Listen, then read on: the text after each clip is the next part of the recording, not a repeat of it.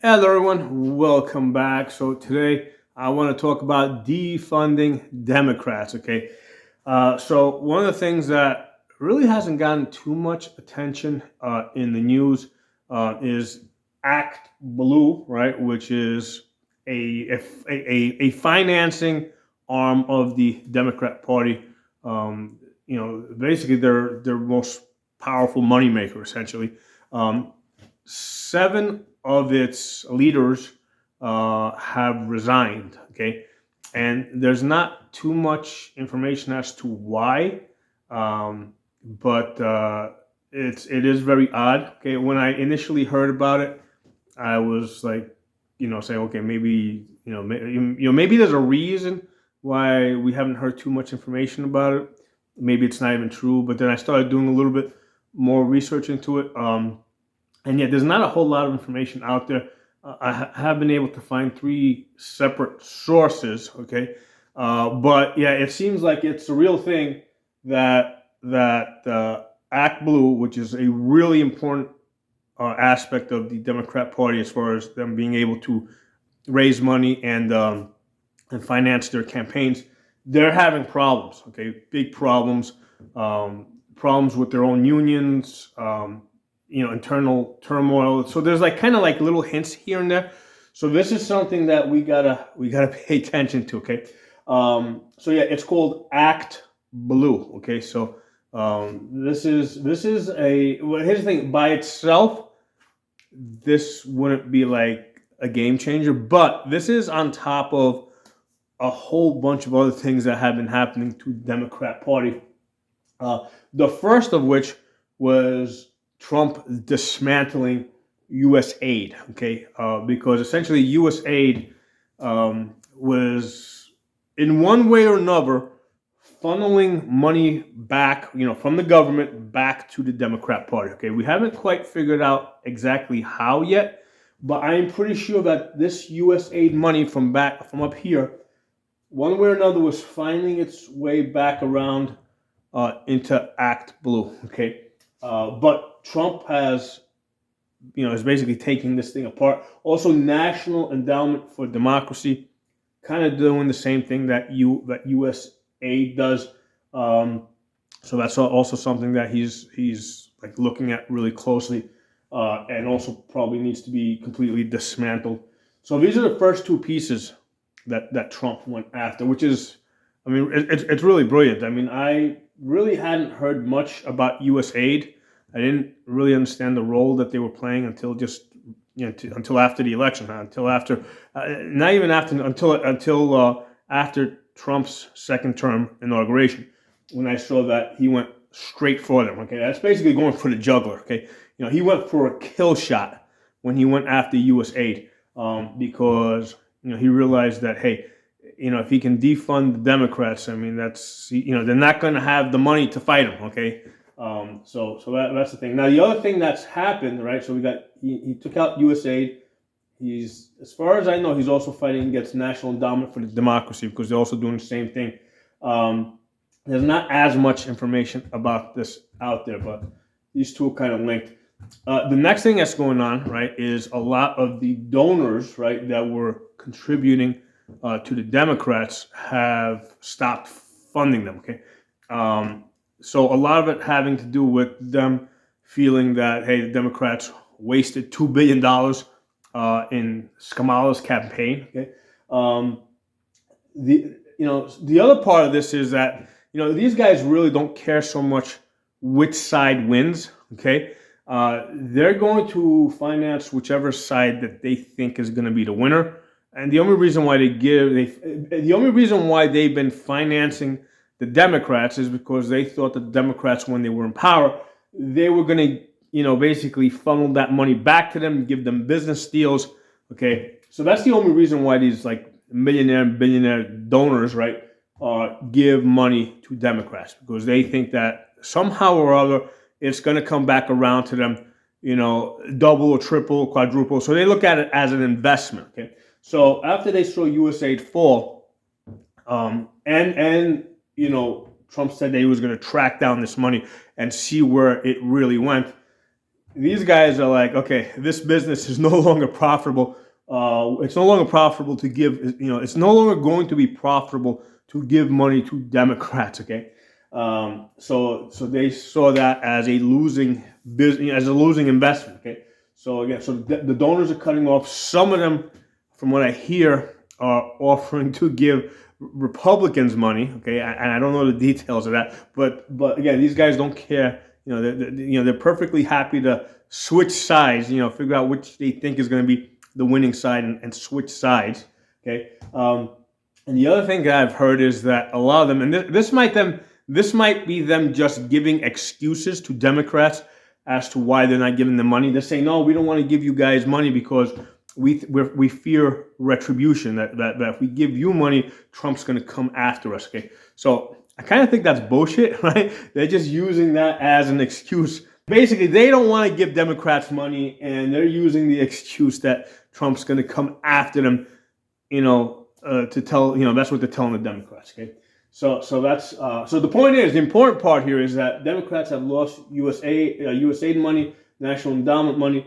They've lost their donors, okay, or a big chunk of their donors, okay? The other part of this, right, is the fired federal workers, okay?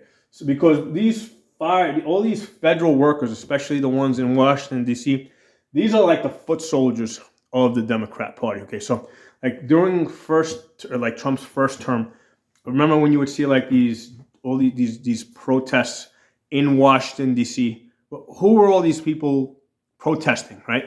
I mean, these were federal workers, right? People that work because think about it, I mean, people aren't going to travel from the rest of the country just to go protest in Washington, D.C., right? Or very few of them are.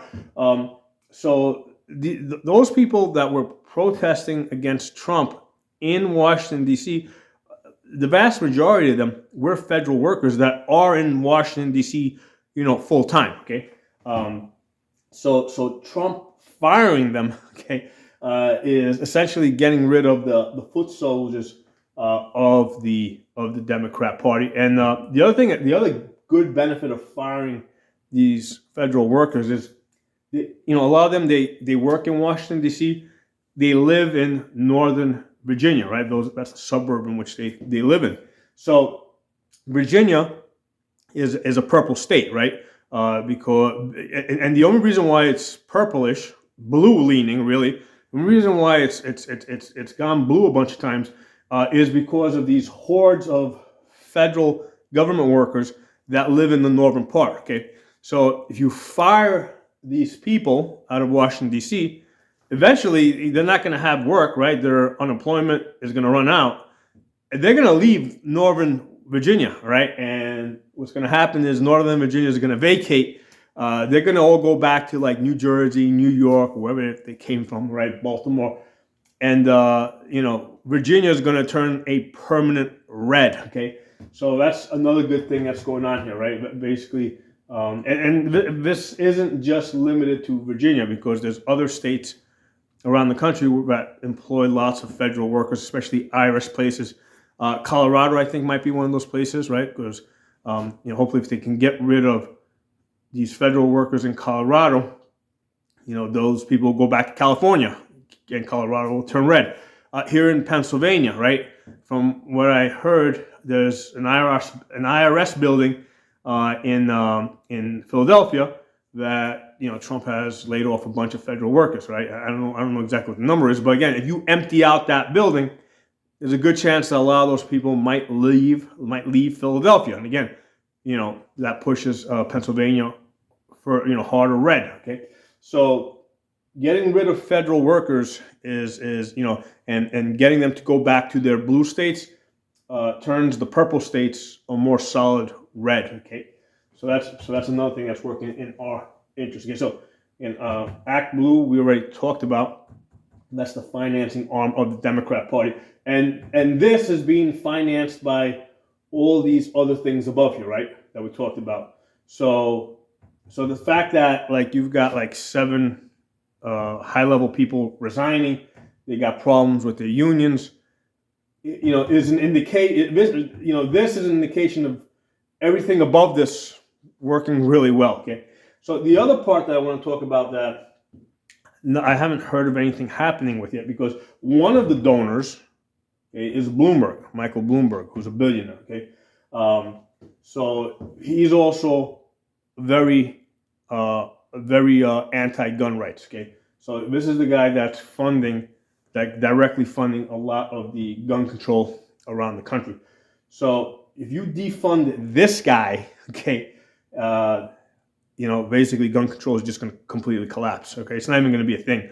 So Bloomberg, again, I haven't heard of anything happening with this guy, but Bloomberg makes most of his money with China. Okay, so apparently he sells them computers, right? I think that his computers kind of run their financial systems.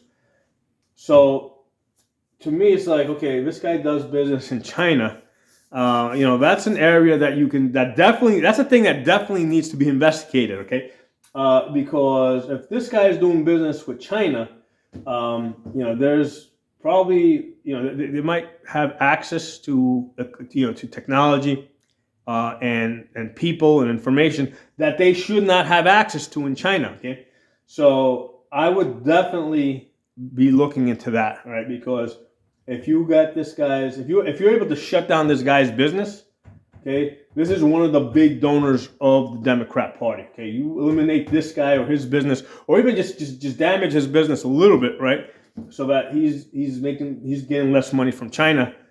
Right? He's going to stop funding Democrats. He's going to stop funding gun control. Okay, so I think this is the one piece, one piece that I see in this Democrat financing scheme here that has not been touched yet, and I think that needs to be attacked. Okay, so yeah, I just want to talk to you guys about this. So it's really interesting how all this is coming together, especially this thing with ActBlue, right? Because all of this money, right, from here, all the money from all these different components basically comes in through ActBlue over here.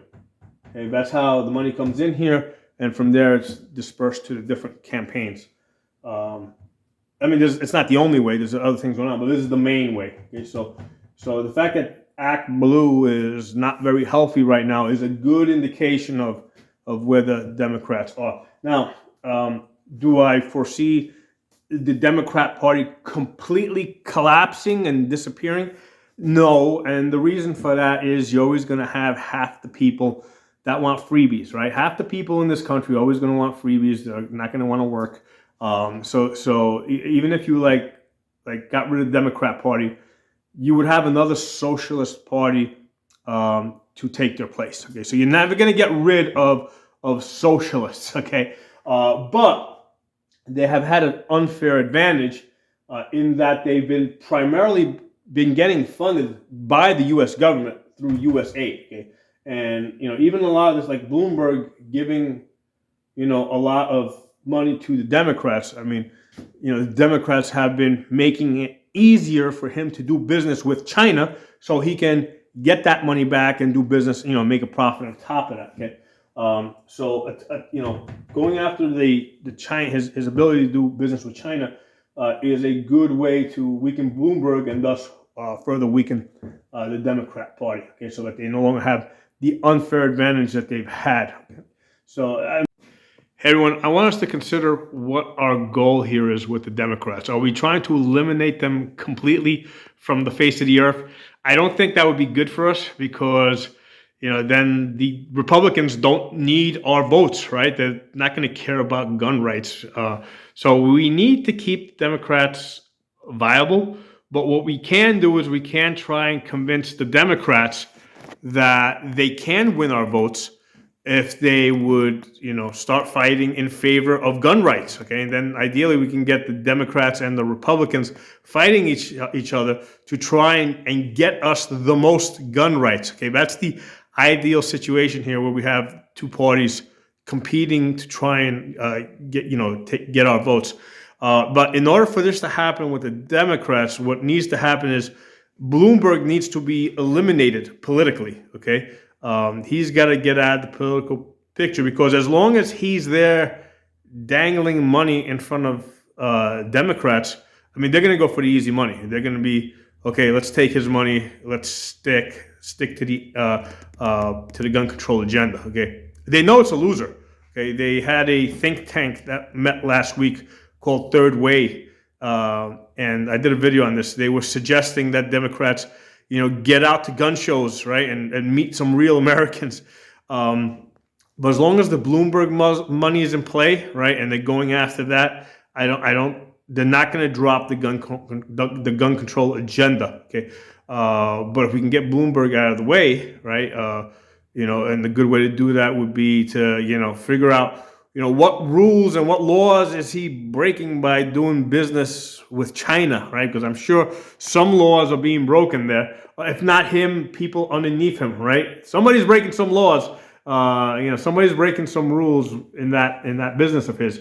So if we can kind of dig under the surface and cut off his money supply and stop him from funding gun control efforts, then we got a good chance of turning the Democrats pro-gun rights and getting them to compete with Republicans to try and get us the most gun rights possible. Okay, so something for you guys to think about. I think what we want to do is circulate this idea. The way we're going to do it is, because I don't have enough reach on my channel. You guys got to get to the larger channels and post this idea in the comment section, right?